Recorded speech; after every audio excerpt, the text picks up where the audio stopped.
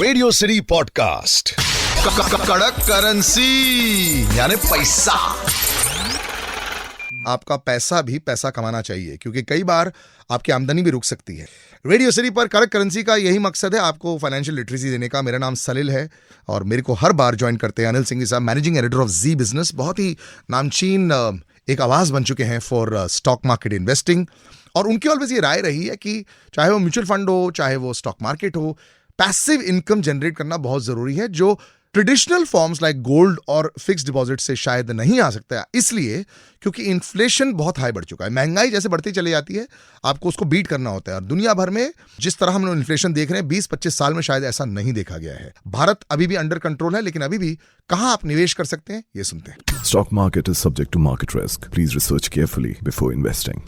Voluntary pension schemes होती है, बहुत सारे लोगों की होती हैं।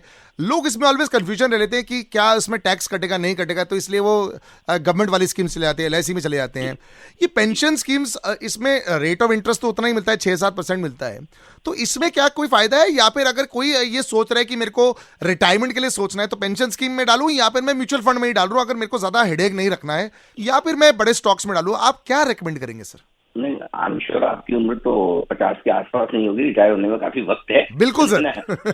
तो जो जितना यंग है जी, उतना ज्यादा इक्विटी में डाले। सिंपल फॉर्मूला ये है। जी। और जितना आप रिटायरमेंट के नजदीक पहुंच रहे हैं उतना आपको फिक्स इनकम और दूसरे प्रोडक्ट में जाना चाहिए। सो रिटायरमेंट के लिए अगर मुझे पूछेंगे, मैं तो ये कहूंगा इक्विटी म्यूचुअल फंड में डाल दीजिए। अगर आपके पास रिटायर होने में अभी भी 15 से 20 साल का समय है, 10 साल से ज्यादा का समय है तो इक्विटी ठीक है, लेकिन 10 साल से कम का समय है तो फिर आपको फिक्स इनकम वाले या उस तरह के प्रोडक्ट्स लेने चाहिए, क्योंकि फिर आप रिस्क नहीं लेना चाहते हैं। अदरवाइज देखिए, इक्विटी म्यूचुअल फंड के अलावा एनपीएस एक और सुविधा है जो सरकार की तरफ से नेशनल पेंशन स्कीम है, वो भी एक अच्छा विकल्प हो सकता है।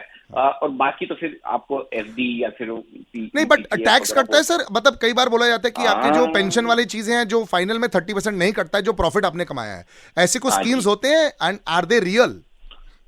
है ना, हाँ। टैक्स नहीं कटने वाला आपका इक्विटी म्यूचुअल फंड डालिए ना, 3 साल से आपका जैसे लॉन्ग टर्म हुआ उसके बाद 10% टैक्स लगना है, कौन सी बड़ी बात है, राइट। बाकी में तो आपको जितनी आपकी स्लैब्स हैं, आपकी इंडिविजुअल जो टैक्स स्लैब हाईएस्ट वाली है तो लगेगा, तो टैक्स नहीं लगे ऐसा तो कुछ है नहीं, लेकिन कम कहाँ लगेगा और पैसा कहाँ ज्यादा बनेगा, उसमें फिर आपके लिए इक्विटी आ जाता है, इक्विटी म्यूचुअल फंड आ जाता है। कड़क करेंसी यानी पैसा। Stock market is subject to market risk. Please research carefully before investing.